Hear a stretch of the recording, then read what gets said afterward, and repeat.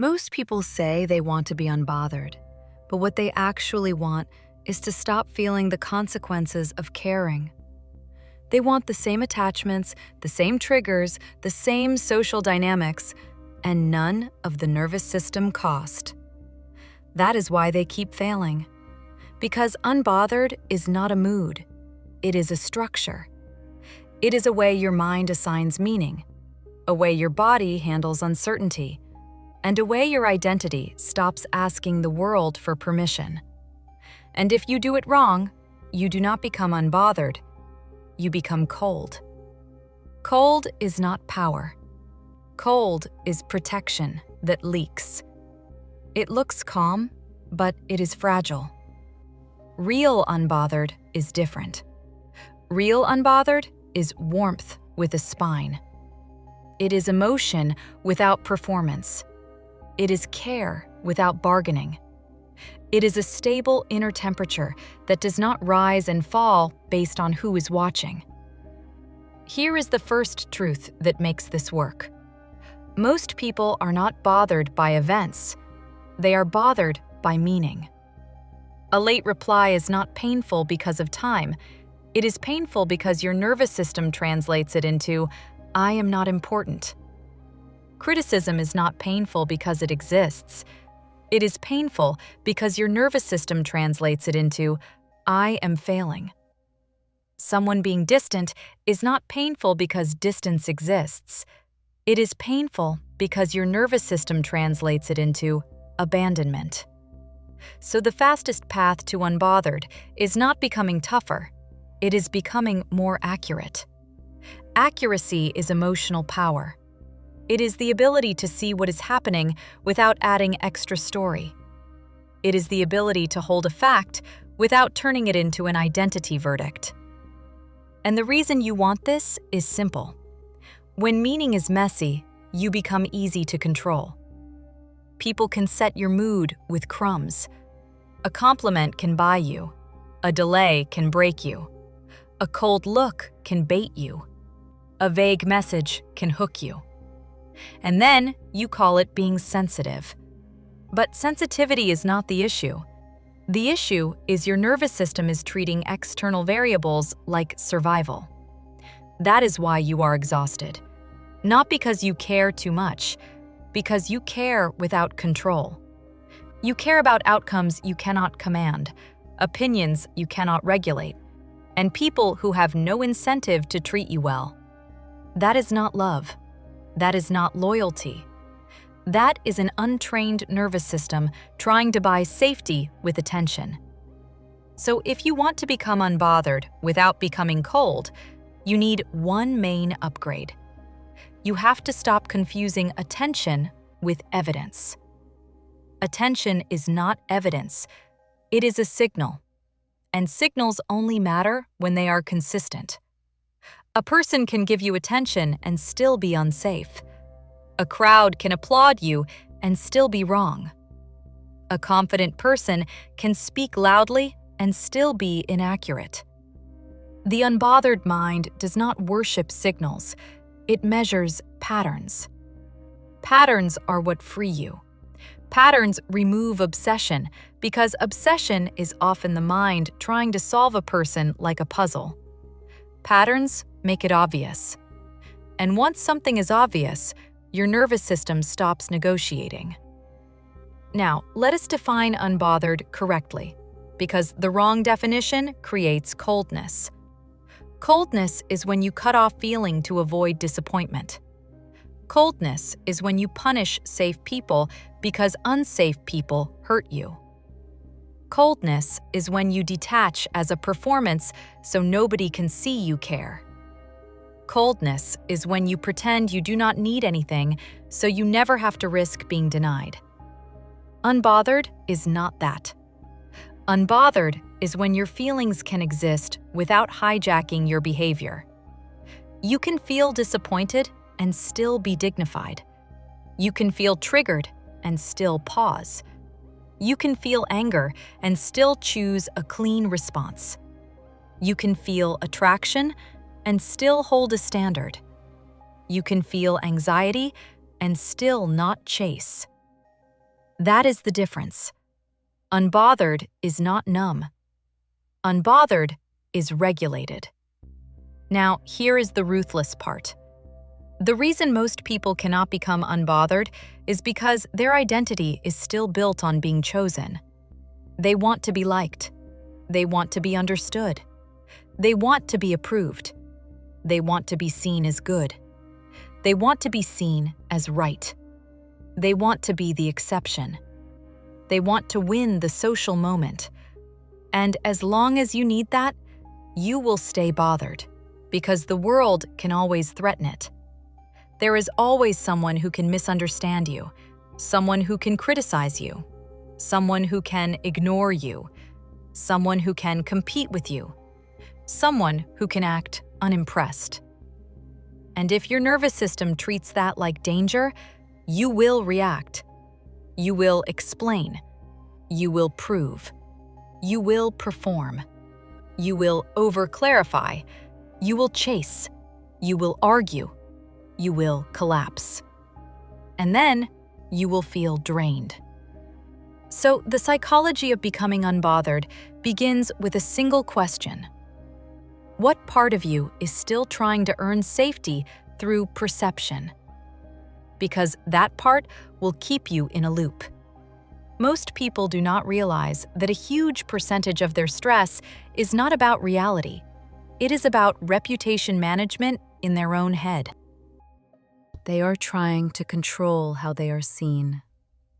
They are trying to prevent being misread. They are trying to stop being disliked. They are trying to win a private trial. They are trying to convince people who do not want to be convinced. And that is why they feel like life is loud. Unbothered people are quiet because they are not auditioning. They are not campaigning for approval. They are not begging for fairness from unfair people. They are not explaining themselves to people who have already decided. This is why unbothered looks like power. Because it is. It is sovereignty. Sovereignty means your attention belongs to you. Your mood belongs to you. Your inner world is not public property. Most people do the opposite. They let the loudest person in the room set the temperature. They let the most unpredictable person set the pace. They let the most judgmental person set the standard. They let the most avoidant person set the value of the connection. They let the most confident person set reality. And then they wonder why they feel unstable. That is not instability. That is a lack of boundaries around attention. So here is the framework that makes unbothered practical. There are only 3 categories that deserve your full care: your values, your standards, and your outcomes. Values are who you are. Standards are what you accept. Outcomes are what you build. Everything else is noise. Noise is not always bad. It is just not important enough to own your nervous system. If something threatens your values, you respond. If something violates your standards, you enforce. If something impacts your outcomes, you adjust. But if it is noise, you let it pass. The problem is, most people treat noise like an emergency. They treat being misunderstood like danger. They treat being disliked like failure. They treat someone's mood like a verdict. They treat someone's coldness like a signal they must fix. And that is how they get baited. So unbothered is not about becoming indifferent. It is about becoming selective. It is about deciding what deserves a response and what deserves silence. And silence here is not punishment. Silence is filtration. Silence is you refusing to turn your peace into a public debate. Now let us talk about the biggest trap that makes people cold instead of unbothered. People confuse boundaries with distance. They think being unbothered means withdrawing from everyone, never caring, never needing, never risking disappointment. That is not unbothered. That is fear. The unbothered person does not fear closeness. They fear chaos. They are open to healthy connection and closed to unstable access. They can be warm without being available to nonsense. They can be kind without being controllable. They can be empathetic without being absorbent. This is one of the most important distinctions. Empathy is not absorption. If you absorb everyone's energy, you will become bitter, then cold, then numb. Real emotional power is having compassion without merging. That is unbothered warmth. And here is how you do it in real life. You stop using emotional intensity as proof.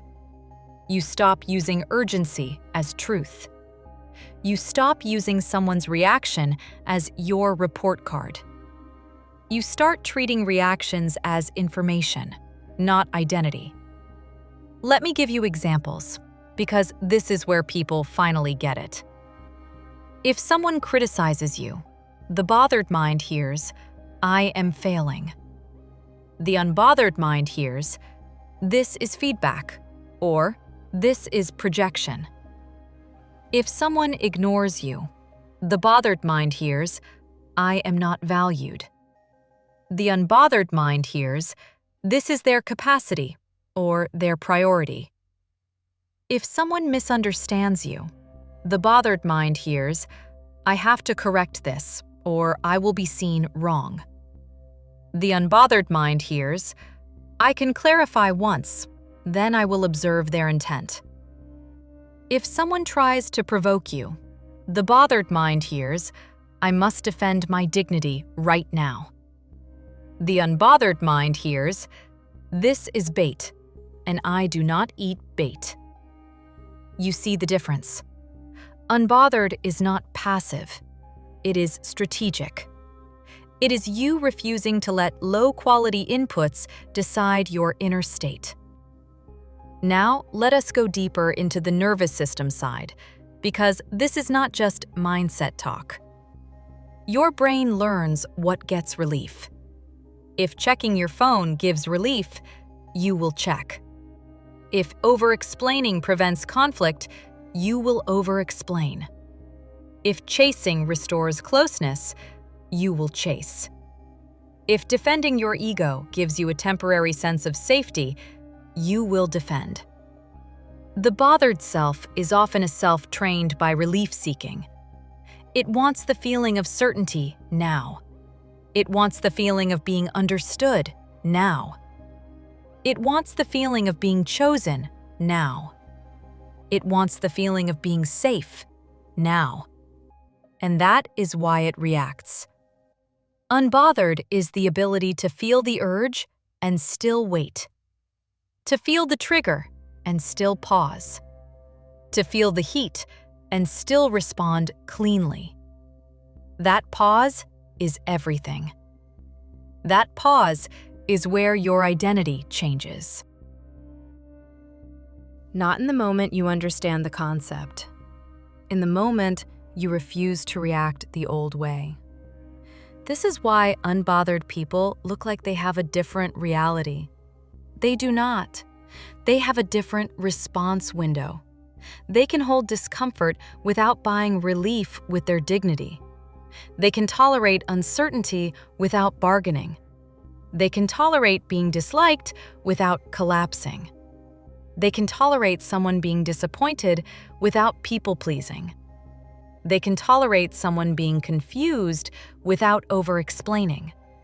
And every time you do that, your nervous system learns a new truth. I can feel this and still keep my frame. Now, people hear frame and they think it means coldness. No. Frame is simply internal leadership.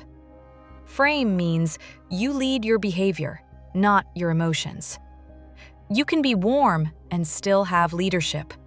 In fact, warmth without leadership becomes desperation. And desperation is what makes you bothered.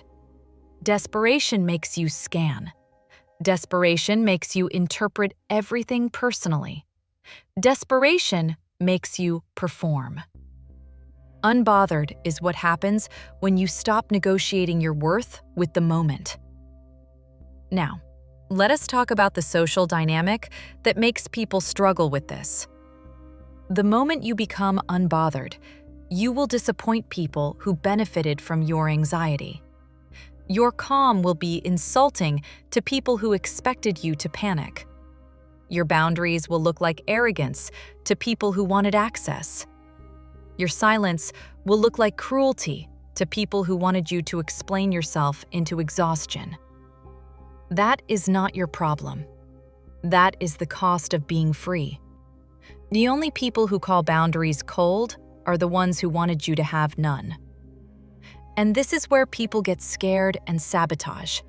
They think, if I stop reacting, people will leave. If I stop explaining, people will misunderstand me. If I stop caring, I will lose love. So they keep performing. They keep overgiving. They keep chasing. They keep fixing. They keep soothing. And then they feel resentful. That is how coldness forms. Coldness is often resentment with a mask. It is the result of giving too much and then blaming people for taking. Unbothered prevents resentment because you stop overgiving in the first place. You do not donate your peace hoping someone will repay you with respect. You require respect first. You do not buy closeness with performance. You allow closeness to be earned through consistency. That is how you stay warm without being used. Now, let us make this extremely practical in 3 common arenas. First, opinions. If you want to become unbothered around opinions, you need a system for whose opinions count. Most people have no system, so every opinion feels like a threat. That is why they overthink. The unbothered system is simple. You only accept feedback from people who have competence in the domain, care about your well-being, or responsibility for the outcome. If someone has none of these, their opinion is entertainment, not guidance. You can listen, you can smile, you can ignore, but you do not let it move your nervous system. Second, relationships. If you want to become unbothered in relationships without becoming cold, stop treating attention like proof. A message is not proof. A moment is not proof. A compliment is not proof. Consistency is proof. Respect is proof. Repair is proof. If you start living by that, your nervous system stops living in a casino because it stops chasing random signals. It stops scanning for hidden meaning. It stops negotiating with crumbs. Words without behavior do not count. When you accept that, you stop being trapped in decoding. You start observing patterns, and patterns are calming because they are clear. Third, work and status. Most people are bothered at work because they tie their identity to immediate feedback. They treat every delay as danger. They treat every criticism as humiliation. They treat every uncertainty as failure. The unbothered mind separates process from ego. It is not that they do not care. They care deeply. They just do not make outcomes into identity. They measure execution. They measure process. They adjust.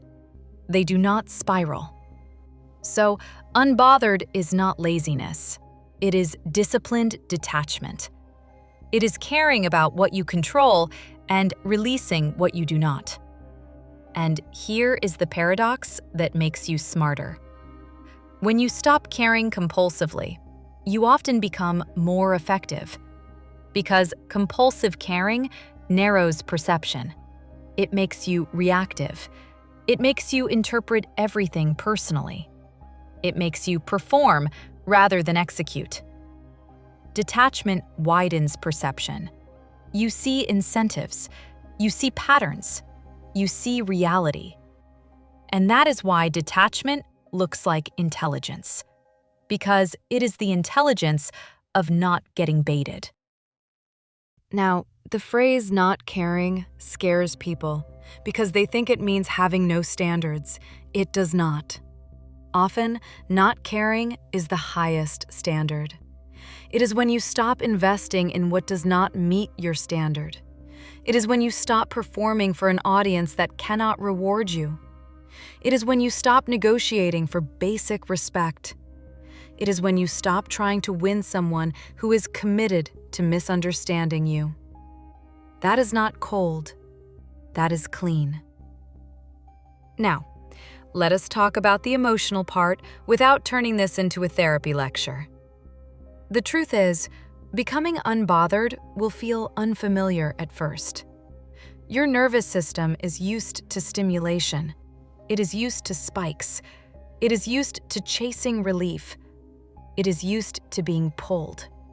So when you stop participating, you may feel a strange emptiness. People misread that emptiness and call it loneliness, but it is often withdrawal from chaos. It is your system recalibrating. Because chaos has a rhythm. It gives you something to do. It gives you a reason to check. It gives you a reason to react. It gives you a reason to explain. When you remove it, the space feels quiet. And quiet can feel uncomfortable if your identity was built around managing other people. So the goal is not to fill the quiet with numbness. The goal is to fill the quiet with alignment, with values, with standards, with outcomes, with a life that does not require constant emotional firefighting. This is why unbothered people look like they are glowing. It is not because they stopped feeling.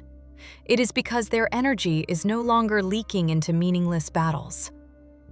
Now, let me give you the cleanest rule of the entire episode.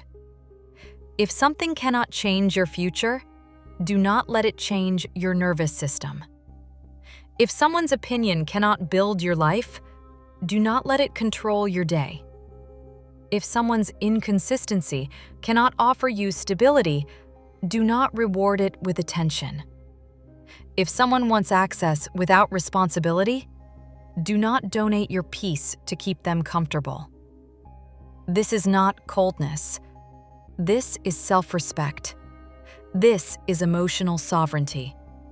And once you start living this way, you will notice a shift. You will stop feeling like your life is a series of reactions. You will start feeling like your life is a series of choices. And that is why people chase the unbothered energy. Because it signals something rare. It signals that you are not easy to manipulate, not easy to bait, not easy to guilt, not easy to rush, not easy to control. But you are still human. You still feel. You still care. You are still warm. You are just no longer available to chaos. And that is the whole point. Welcome to PsychBond. You're safe here.